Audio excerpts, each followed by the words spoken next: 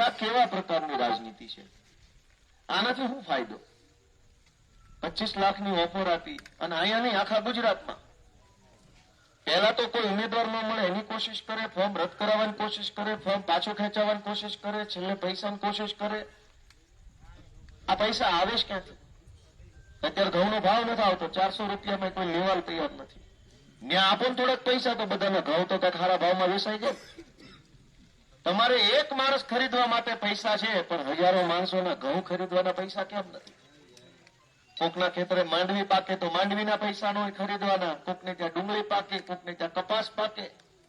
ખેડૂતોએ વેચવા માટે કેટલા બધા ભાઈસાબ બાપા કરવા પડે, સારો ભાવ આવે એ હાટું.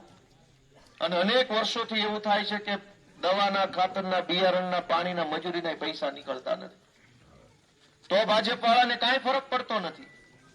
ખેડૂતો ખેતી કરી કરીને લેણામાં આવી ગયા, દેવામાં ડૂબી ગયા, તો કોઈ એને પૈસા આપવા નથી આવતું. ચૂંટણીમાં હમું ફોર્મ ભરો ત્યાં તો ક્યાંથી માણસો આવી જાય છે, કેવા કેવા પૈસાની ઓફરો કરે છે. અમે આ આમ આદમી પાર્ટીમાં એટલે તો આવ્યા છે કે આ રાજનીતિ અમારે બદલવી છે. કે આ આપણને શું સમજે છે? આપણને સમજે છે હું કે દર ચૂંટણીએ ઓફરો મારી જઈશ. હારી બકરી લેવા જાઉં તો 12,000 ની આવે અને માણાનો મત આને 500 રૂપિયામાં જોતો છે. બકરી કરતા આપણે સસ્તા. ગધેડો લેવા જાવ 35,000 નો આવે, ગાય લેવા જાવ 60-80,000 ની આવે, ગીરની લોટ 1.5 લાખ ની આવે, ભેંસ લોટ એનાથી મોંઘી આવે. બધા જાનવર આપણા મત કરતા મોંઘા છે અને આ લોકો 500-1000 રૂપિયા આપીને આપણો મત લેવા નીકળ્યા છે. એ હું સમજે શું? આપણને એ હું સમજેશ? આપણે વિચારવાની જરૂર છે, આપણે આપણો આત્મા જગાડવાની જરૂર છે કે ક્યાં સુધી આવું હાલ છે. અમે તમારા છોકરા તમને વિનંતી કરવા માટે આવ્યા છીએ કે તમારા આશીર્વાદ અમને આપો, ઝાડુ દબાવો, હાવણો દબાવો અને અમને એક તક આપો તો અમે કરી બતાવીએ કે કેવી રીતે સમાજનું, જનતાનું, લોકોનું કામ થાય. 30 વર્ષ થઈ ગયા ભાજપની સરકારમાં અને હજુ આપણે અનેક ગામડામાં ગટરના પ્રશ્નો, અનેક ગામડામાં રોડના પ્રશ્ન. જગદીશ પંચકર્મનો ફોન આવ્યો છે, આને કરો લાઈટ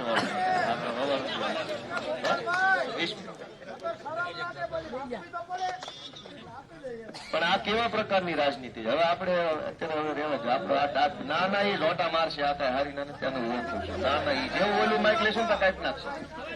વિસાવદરની ચૂંટણીમાં લેરિયા ગામે આવું થયું હતું. એક ભાજપ વાળો અંધભક્ત સામે ઓટલે બેઠેલો લેરિયા ગામમાં, એક ઓલા ડીએ ઉભો રહેલો અને અહીંયા હું જેવું માઇક બદલું ને એટલે ઓલો લંગરીઓ ફોન કરે, કાઢ નાખે એટલે ઓલો કાઢ નાખે. વળી આવું ડબ્બો ચાલુ કરું પાછું ઓલું કરે. એટલે આને હું ઓળખું છું વિસાવદર વખતથી. આપણે ના એ અખતરા જ નથી, ઘડીક ખમો ભલે એ એની લાઈટ રાખતા. દોસ્તો મારે આપણે ઘડીક ખમી જાઓ કે આ ગુજરાતની અંદર 30 વર્ષથી ભાજપની સરકાર છે અને સરકારે ખરેખર સારું કામ કર્યું હોય, ગામડાના માણસો સુખી થાય એવું કામ કર્યું હોય તો પછી એ સામે આલી ન કહી દે હોય એટલા બધા ફોર્મ ભરી જાજો, તમે તારે ચૂંટણી લડી લેવું અને જીતીને બતાવશું. સામે કોઈ ફોર્મ ન ભરે તો આ બધા મહારાજાઓ છે, તો આ બધા સિંઘમો છે. અને સામે સહેજ અમારા નાના આગેવાનો ફોર્મ ભરે ત્યાં તો ફાટી પડે છે. તો હું વિકાસ કર્યો 30 વર્ષમાં? એક અમે ફોર્મ ભરી ગયા એમાંથી તમારાથી જીરવાતું નથી અને નહીં જીતવાના હોય નહીં જીતીએ. તમને ક્યાં એટલી બીક લાગે છે? પણ મિત્રો, આ સરકાર જનતાની સરકાર નથી. આ સરકાર દાબ દબાણ, ધાક ધમકી, ગુંડા, પોલીસના દમ પર બનતી સરકાર છે. જનતાની સરકાર આવી ન હોય. પબ્લિકના મતથી બનેલી સરકાર કેવી હોય એનો હું તમને દાખલો આપું કે પંજાબમાં આમ આદમી પાર્ટીની સરકાર છે અત્યારે. એ જનતાના મતથી બનેલી છે, પોલીસનું દબાણ કરીને નહીં, ગુંડા મોકલીને નહીં, લોભ લાલચ આપીને નહીં, ગામ ઉપર ધાક ઉભી કરીને નહીં, પણ લોકોએ આશીર્વાદ આપ્યો, પ્રેમ આપ્યો, મત આપ્યો અને બનેલી સરકાર છે. એને કેવો નિર્ણય કર્યો એને દાખલો આપો કે પંજાબમાં જે કઈ ખેડૂતના ખેતરે જણસ પાકે ત્યાં વધારે ઘઉંનું, ચોખાનું વાવેતર વધારે છે, મકાઈ છે, રાયડો છે, એનું વાવેતર વધારે છે. સરકાર ટેકાના ભાવે ખરીદી કરે છે પંજાબમાં આમ આદમી પાર્ટીની અને 100% ખરીદી કરે છે. એવું નહીં કે 150 મણ જ લઈશ, 100 મણ જ લઈશ, 25 મણ, એમ નહીં. તમારા ખેતરમાં 5000 મણ પાકે તો સરકાર 5000 મણ લેવા માટે બેઠી છે. એવી વ્યવસ્થા આમ આદમી પાર્ટીની સરકારે પંજાબમાં કરી. અને અહીંયા 150 મણ જ લેશું, માંડવી પાકી હોય, બાકીની તો કેવી તમે જાણો. તો આ ટેકો ખેડૂતોને થયો કે વચેટિયાઓને થયો? આ તો એના મળતિયાને ટેકો થયો. એકને કોથળાનો કોન્ટ્રાક્ટ મળે, એકને મજૂરોનો કોન્ટ્રાક્ટ મળે, એકને ખટારાનો મળે, એકને ગોડાઉનનો મળે. એ બધા વચેટિયા આપણા ટેકામાંથી કમાય ને આપણે તો છેલ્લે ઓરિજિનલ માંડવી વેચવા માર્કેટમાં જવું પડે, ઘઉં વેચવા માર્કેટમાં જવું પડે. પંજાબમાં લોકોએ ચૂંટેલી સરકાર છે, જનતાએ મત આપીને બનાવેલી છે. એને એમ કીધું કે એક દાણોય બહાર વેચવા નથી જવાનો, જેટલું માલ પાકે આપી જાવ સરકારને. તો આનાથી સારી વ્યવસ્થા હોય કેવી? તમે બધાય મને જવાબ આપો કે સારું કહેવાય કે ન કહેવાય? આમ આદમી પાર્ટીની સરકાર પંજાબમાં છે. ખેડૂતોને નુકસાન થાય તો 1 હેક્ટરે 50,000 રૂપિયાની સહાય ચૂકવે છે. અને દુર્ભાગ્ય અહીંયા ગુજરાતમાં જુઓ, હમણાં વિધાનસભામાં મેં મુદ્દો ઉઠાવ્યો કે આખા ગુજરાતમાં ખેડૂતો માટે કોઈ પાક વીમાની યોજના નથી, કોઈ પાક વીમો જ નથી. મોબાઈલના વીમા હોય, ગાડીના વીમા હોય, મકાનના વીમા હોય, દુકાનના વીમા હોય, પ્રોપર્ટીના વીમા હોય, માણસના કેટલાયના વીમા હોય. તો ખેડૂતની મોલાતનો વીમો કેમ નહીં? કઈક અતિવૃષ્ટિ થાય, અનાવૃષ્ટિ થાય, માવઠું આવે, કઈક તકલીફ ઉભી થાય અને વીમો હોય તો ખેડૂતને રાહત થાય. ભારત દેશમાં એકમાત્ર ગુજરાત રાજ્ય એવું છે જ્યાં કોઈ પાક વીમા નામની યોજના નથી. સરકારને મન પડે તો પેકેજ ઉર્ફે પડીકું જાહેર કરે અને જેના હાથમાં જેટલું આવે એટલું મળે. પેકેજ એટલે પડીકું, એને અંગ્રેજીમાં બોલો સારું લાગે. ગુજરાતીમાં કહો તો કે પડીકું, પેકેજ એટલે હું પડીકું. તો યોજના કેમ નહીં? તો આ લાઇટ કાઢવા વાળા બહુ પાણીવાળા હોય, મૂછે લીંબુ લબડતા હોય, કયો તમારી સરકારને કરે પાક વીમો ગુજરાતમાં લાગુ? આખા ભારતમાં છે, અહીંયા જ નથી. લાઇટ કાઢવી એમાં બહાદુરી નથી. લાઇટ આપતી અજવાળા ખેડૂતના જીવનમાં કરવાની બહાદુરીનું કામ છે. એ તો એક છૂટો ફળફળિયું નાખો તો લાઇટ વહી જાય. પંજાબમાં આમ આદમી પાર્ટીની સરકાર, લોકોની સરકાર, જનતાએ મત આપીને ચૂંટેલી સરકાર, દાબ દબાણથી બનાવેલી નહીં.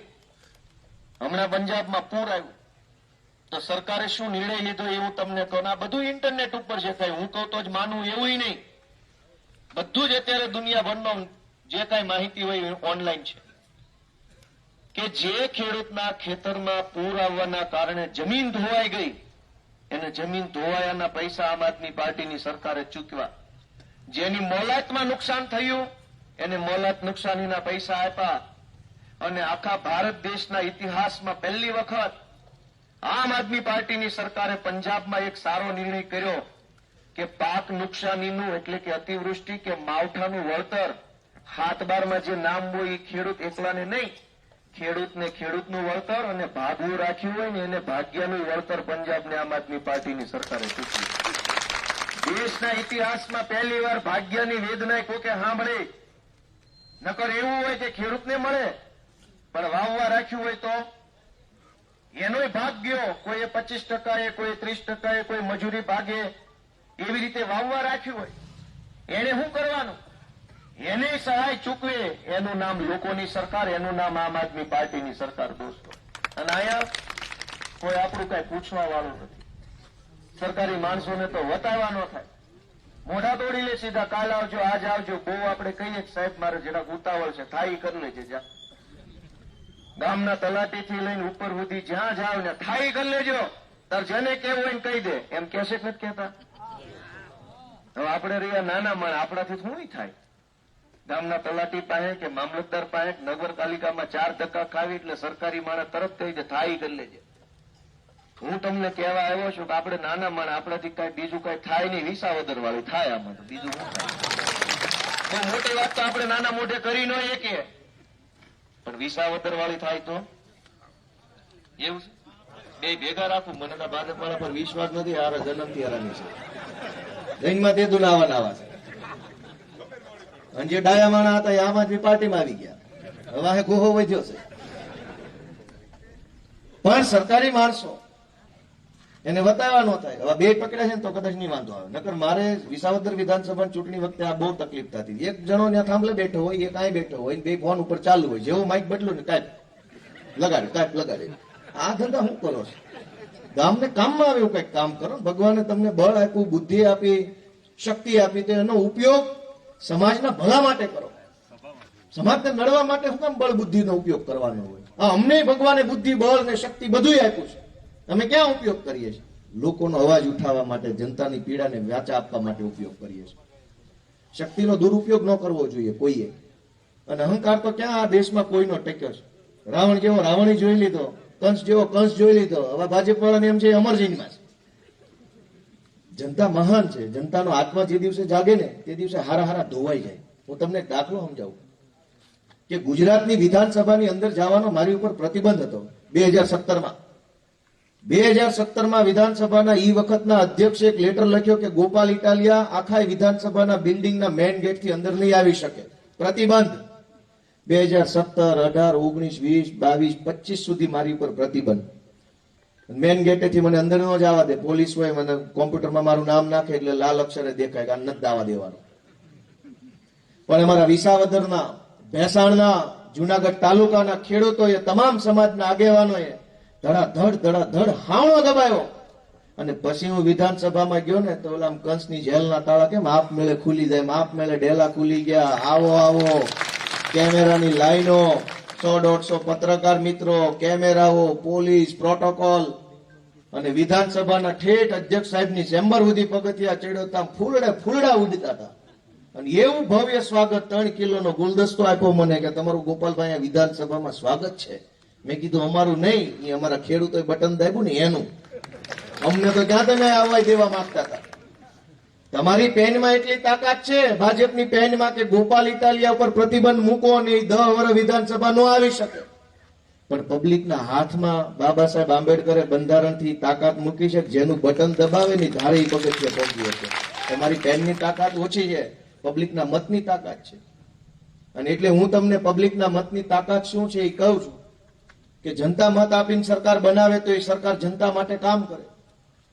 અને દમદાટીથી બનેલી સરકાર હોય તો એ દબાવા કરે. તમે આખા ગુજરાતમાં જોશો, આ વિસ્તારમાં જોશો તો ગામડે ગામડે ભાજપે માથાભારે માણસો તૈયાર કર્યા છે. એ ભાજપમાં જોડાણેલા હોય, 12 માસ ભાજપનું કામ કર્યા કરે, સરકારી યોજનામાંથી પૈસા કમાય, સરકારી કોન્ટ્રાક્ટમાંથી કમાય. આમ ધંધો બંધો ઓછો હોય, કમાણી એની ભાજપમાંથી, સરકારી ઓફિસમાંથી હોય. અને સરકારની સબસિડી વાળું તગારું હોય ને તો એ પહેલા એના ઘરે આવે, આપણા ઘરે કોઈ દી નો આવે.